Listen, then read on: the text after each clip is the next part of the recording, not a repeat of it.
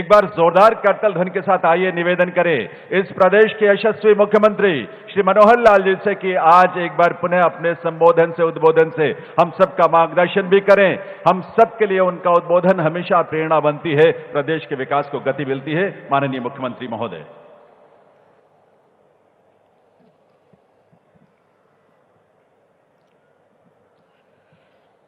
देश के गृह एवं सहकारिता मंत्री माननीय श्री अमित शाह जी हरियाणा प्रदेश में अभी नव मनोनीत अपने प्रदेश अध्यक्ष मेंबर पार्लियामेंट कुरुक्षेत्र श्री नायब सिंह सैनी जी,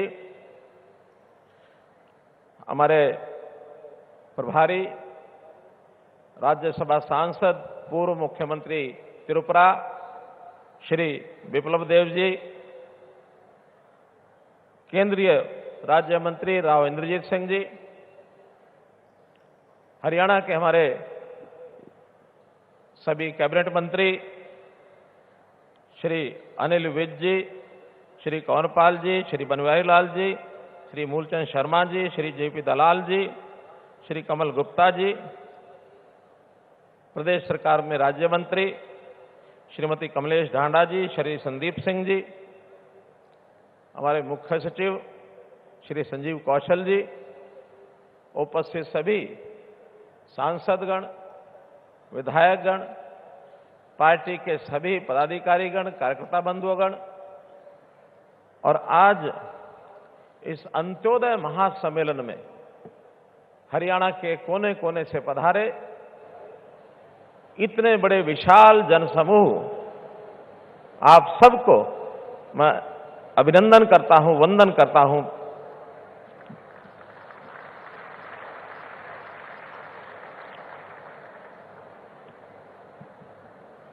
माननीय गृह मंत्री जी, आज का यह दिन कई प्रकार से विशेष है।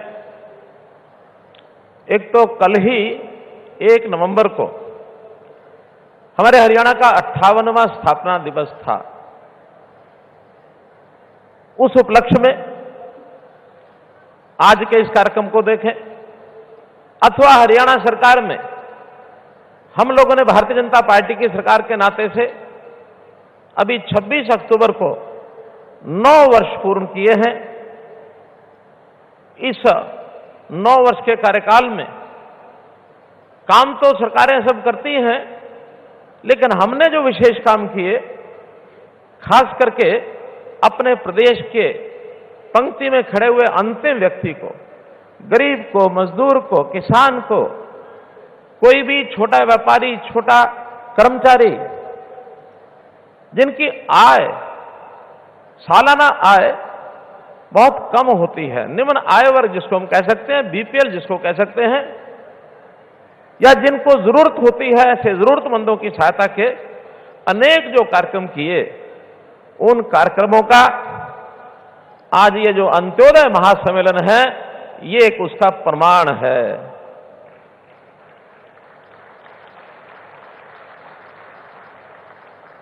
आज हमारे बुलावे पर इस महासम्मेलन में आदरणीय गृह मंत्री जी ने हमें समय दिया, आप पधारे। मैं आपका हरियाणा की 2 करोड़ 80 लाख लोगों की ओर से स्वागत करता हूं, आपका अभिनंदन करता हूं। हम अपने गृह मंत्री श्री अमित शाह जी के बारे में बहुत जानते हैं, चाहे वो पार्टी के प्रदेश अध्यक्ष के नाते, राष्ट्रीय अध्यक्ष के नाते, उन्होंने देश भर में पार्टी का जो ताना बाना बुना और दुनिया की सबसे बड़ी पार्टी, सबसे मजबूत पार्टी, अनुशासित पार्टी, इसका गौरव प्राप्त हुआ। आपकी संगठनात्मक क्षमता, आपकी सुदृढ़ता, इसके बारे में हम परिचित हैं। और चाहे आप गृह मंत्री बनने के बाद जिस प्रकार के साहसी निडरता के साथ जो फैसले लिए, खास करके प्रधानमंत्री जी ने और आपने धारा 370 को हटाने का, धारा 335A को निरस्त करने का जो काम किया है, वास्तव में सरदार वल्लभ भाई पटेल जी, उनकी याद आती है। संयोग से अभी 2 दिन पहले सरदार वल्लभ भाई पटेल जी की भी जयंती हमने मनाई।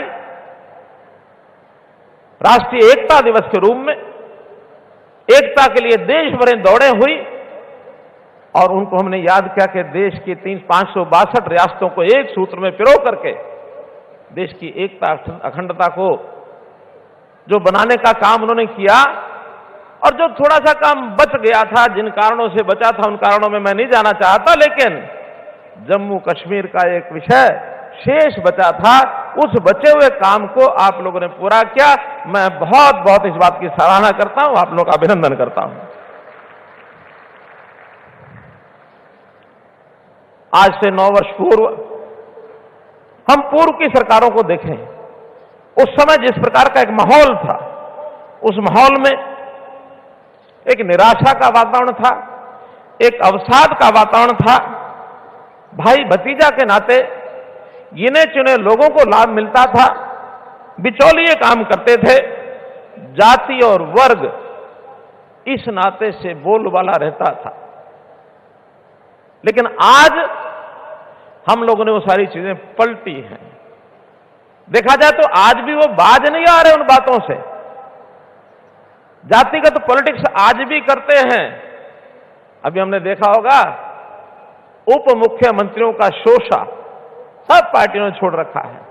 हम आएंगे, इतने उप मुख्यमंत्री बनाएंगे, इस जाति में से बनाएंगे, हम आएंगे, इस जाति में से बनाएंगे। भाई बहनों, जातियों का खेल इस देश की जो एक बहुत बड़ी आस्था हमारी लोकतंत्र में है, उस लोकतंत्री आस्था को बिगाड़ा है उन्होंने। बिगड़ी व्यवस्था को ठीक करने के लिए देश के प्रधानमंत्री जी ने भी आह्वान किया है, हम भी उस पर चलते हैं कि वो अपने हिसाब से जातियों पर चलते होंगे, लेकिन जातियों पर हम भी चलेंगे।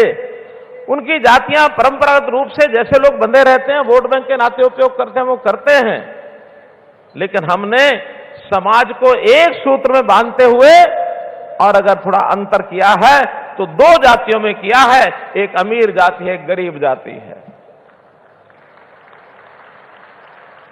हम इस गरीब जाति की कठिनाइयां, समस्याएं, इनकी जरूरतें, इनको पूरा करने के लिए सरकार क्या कर सकती है, हमारी प्राथमिकता है।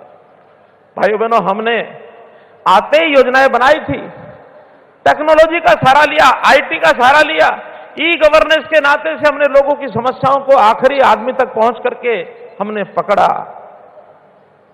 हमने कभी बिचौलियों के सहारे आपके साथ संबंध नहीं बनाया।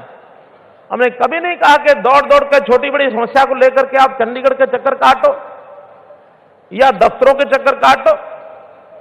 हमने उन दस्तावेजों से, उन दरखास्त से, उन दफ्तरों से दर की दरकिनार करने का जो आप लोग काम करते थे, उससे निजात दिलाई है। भाइयों बहनों, सब चीजें सरकार आपके पास पहुंचेगी, प्रोएक्टिव होकर के हमने वो सब काम किए हैं।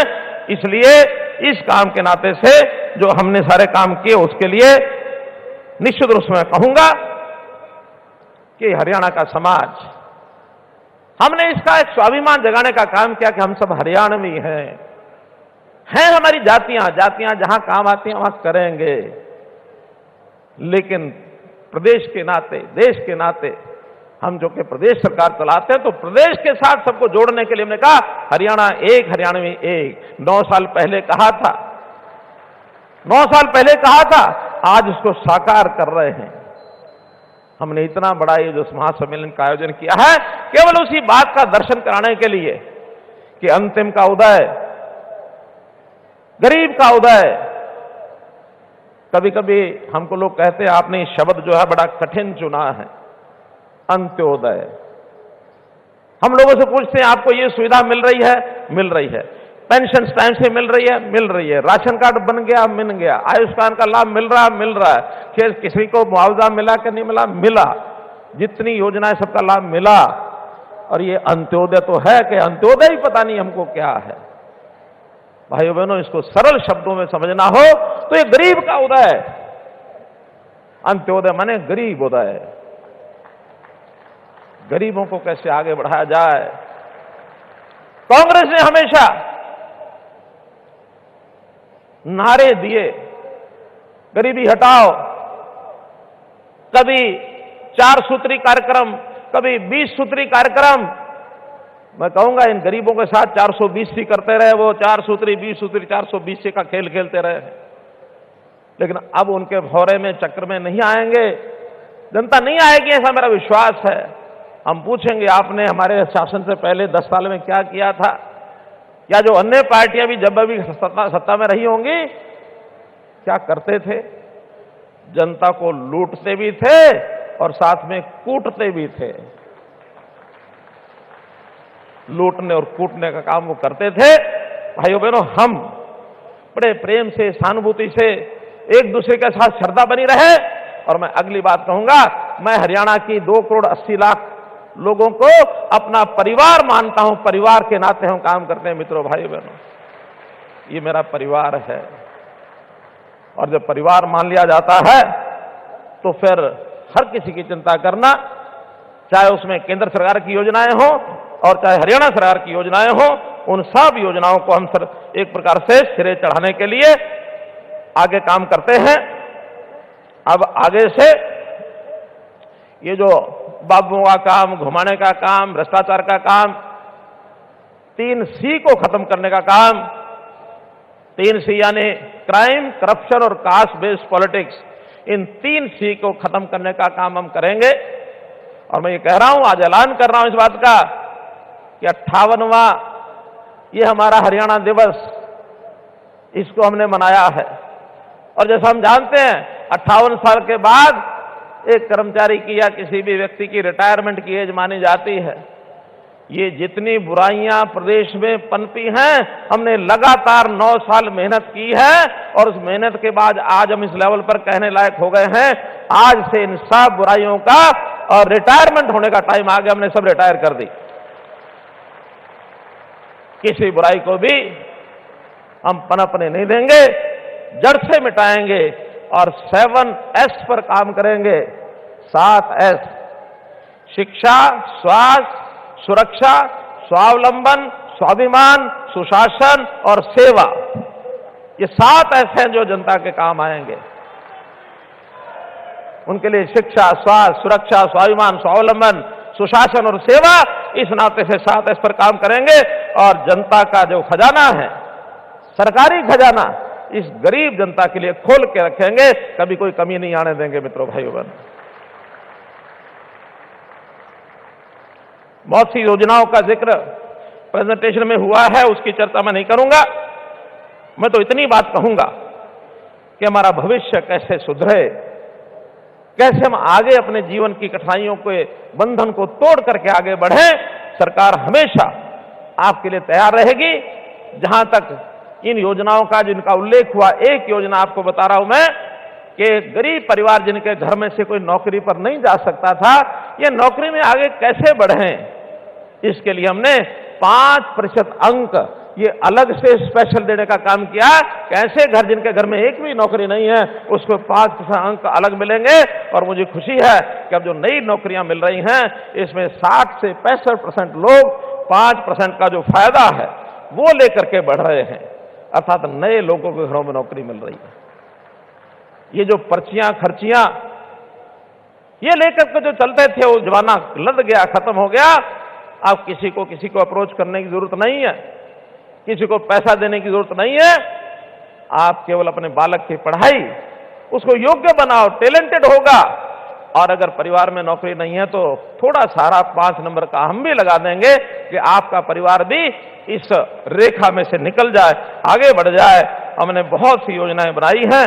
मैं तो आज इतना ही कहूंगा कि हमारी ये जो योजनाओं के लाभ, चाहे केंद्र सरकार के हैं चाहे प्रदेश सरकार के, मेरा एक अनुमान है, हमारे चीफ सेक्रेटरी साहब कह रहे थे लाखों लोगों को लाभ मिला है, उसमें से इतने सारे लोग आए हैं।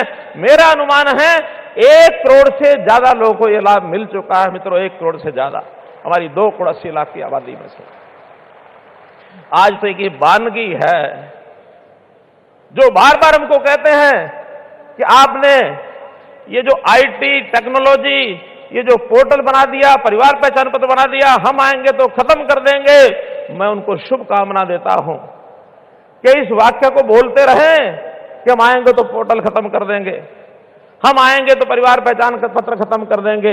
जितना ज्यादा बोलेंगे उतना जनता को इस बात का पता है कि हमको जो योजनाएं, सेवाएं, लाभ मिल रहे हैं ये केवल इस पोर्टल से मिल रहे हैं, केवल इस परिवार पहचान पत्र से मिल रहे हैं। बोलते रहेंगे तो अपने आप दुनिया पोर्टल और परिवार पहचान पत्र तो क्या खत्म करेंगे, लोग उनको खत्म कर देंगे जो ऐसा बोल रहे हैं। भाई बहनों, विकास की बात सामान्यतः सब सरकारों के लिए की जाती है। अंतर इतना ही है कि पहले की सरकारें गलियां, नालियां, सड़कें, बिल्डिंग, रोड, ब्रिज इसी को मानते थे। ये काम करने जरूरी है, हम भी कर रहे हैं और उनसे ज्यादा कर रहे हैं, लेकिन जनता के जीवन को सरल करना, उनको खुशहाल बनाना, उनको आगे बढ़ाना, स्वाभिमान बढ़ाना, जो गरीब जनता है उसको आगे बढ़ाने का काम ये कभी किसी ने किया नहीं, हम करेंगे। जनता के अंदर खुशी की लहर आए, हैप्पीनेस इंडेक्स इस हरियाणा का कैसे आगे बढ़े, इसके ओर हम काम करेंगे और निश्चित रूप से इसके लिए बहुत सी हम नई योजनाएं भी बना रहे हैं। एक घोषणा में करके और अपनी बात समाप्त करने से पहले निवेदन करूंगा गृह मंत्री जी से कि अभी जैसे योजनाओं में हम पता है कि लगभग 30 लाख लोगों को हम मासिक पेंशन 2,750 रुपया दे रहे हैं। उसमें वृद्धावस्था पेंशन है, उसमें विधवा बहनों को पेंशन मिलती है, उसमें दिव्यांग बंधुओं को पेंशन मिलती है, कुछ और जो परमानेंट स्थायी बीमारी के नाते से कुछ लाचार लोग हैं उनको मिलती है, 27.5 रुपए मिलती है। हमने अपने घोषणा पत्र के लगभग 95% वायदे पूरे कर दिए हैं। एक 5% जो बचे हैं इस वर्ष के अब शुरू हुआ है, अगला पूरा वर्ष हमारे पास है। लेकिन एक बड़ी घोषणा जो हमने वादा किया हुआ है कि हम इस पेंशन को 2,000 से 3,000 करेंगे। 250 रुपया बचा है। 1 जनवरी से ये योजना 3,000 रुपया इन बंदों को मिलेगी, ऐसी ये घोषणा मैं करता हूं।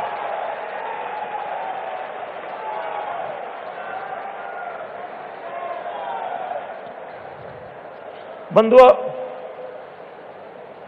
अंतिम जो बात मुझे कहनी वो ये कि आज हम करनाल की धरती पर बैठे हैं।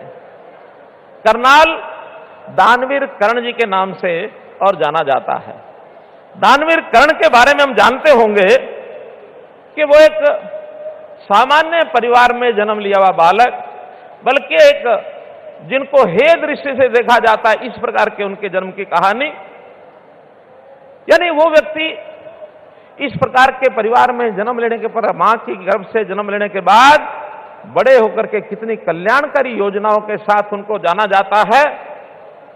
ऐसा नहीं कि सारी योजनाएं, सारे ऐसा परोपकार का काम कोई बहुत बड़े बड़े धनाढ्य लोग करते हैं, बड़ी कुर्सियों पर बैठे हैं वो कर सकते हैं, बहुत ज्यादा ऊपर पढ़े लिखे लोग कर सकते हैं। सामान्य व्यक्ति भी सेवा के काम में आगे उतर सकता है और हमारे लिए प्रेरणा स्रोत दानवीर कर्ण है। दानवीर कर्ण के साथ हम अगर उनकी प्रेरणा लेकर के कोई भी समाज का काम, परोपकार का काम करना चाहें, सामान्य व्यक्ति भी कर सकता है। दानवीर कर्ण के बारे में लिखा है कि जग में जो भी निर्दलित प्रताड़ित जन है, जो भी निहीन है, निंदित है, निर्धन है, ये कर्ण उन्हीं का सखा बंधु सहचर है। विधि के विरुद्ध ही उसका रहा समर है। उनके जीवन को उठा के देखिए, दान वीरता में उनके कोई सानी नहीं है। तो इस प्रकार का एक आदर्श हमारे लिए है। मैं आदरणीय गृह मंत्री जी से एक निवेदन करूंगा कि अभी कुछ और योजनाओं का आप जो है लॉन्च करेंगे, हमारे सबके लाभ के लिए हैं, उसका मैं निवेदन करता हूं। और अंत में एक सूचना कि आपको जाते हुए एक बस्ता, एक किट मिलेगा, थैला मिलेगा। उस थैले में कुछ चीजें रखी हैं जिसके अंदर एक कैलेंडर होगा, एक रजिस्टर होगा, स्कूल में जाने वाले बच्चों का उपयोग वो कर सकते हैं।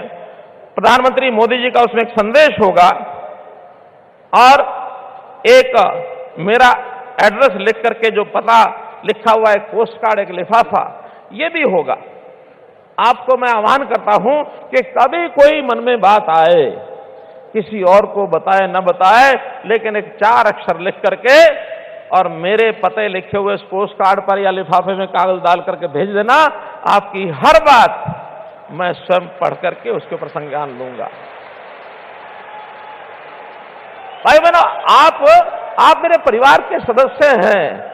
आपको इस बात की भी जानकारी होगी कि जिस दिन आपका जन्मदिन होता है, मैं उस दिन आपको एक संदेश भेजता हूं। आपके जन्मदिन पर किस किस को संदेश मिला है, जरा हाथ खड़े करो। इतने सब लोगों को जन्मदिन का संदेश मिला है। साल भर में हर एक को संदेश पहुंच जाए, क्योंकि आप मेरे परिवार के सदस्य हैं, मेरे भाई बहन हैं। इसलिए मित्रों, भाइयों बहनों, इस नाते से परिवार का सदस्य मान करके आप ये मेरे साथ रखना।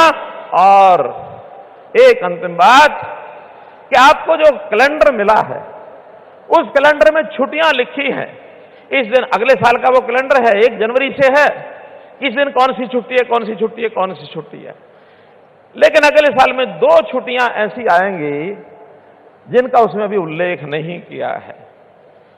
वो 2 छुट्टियां कौन सी होंगी, वो जब भी तय होंगी उसको मैं आपको पता लगेगा। और जिस दिन वो छुट्टी हो तो तारीख पर गोल दारा लगा देना। और उस छुट्टी के दिन आपने क्या करना है, ये काम भी जैसे वो छुट्टी घोषित होगी आपको पता लग जाएगा। वो 2 छुट्टियां कौन सी होंगी? पहली छुट्टी होगी जिस दिन लोकसभा का चुनाव होगा, और इसी साल की दूसरी छुट्टी होगी जिस दिन विधानसभा का चुनाव होगा। उन दोनों तिथियों पर आप गोलदारा लगा देना। जरूर याद रखना उन 2 दिनों को आपने क्या करना है, क्या नहीं करना है। बस मेरा संक्षेप में, इशारे में जितना कहना था मैंने कहा। आपका बहुत बहुत धन्यवाद, बहुत बहुत आभार। भारत माता की जय।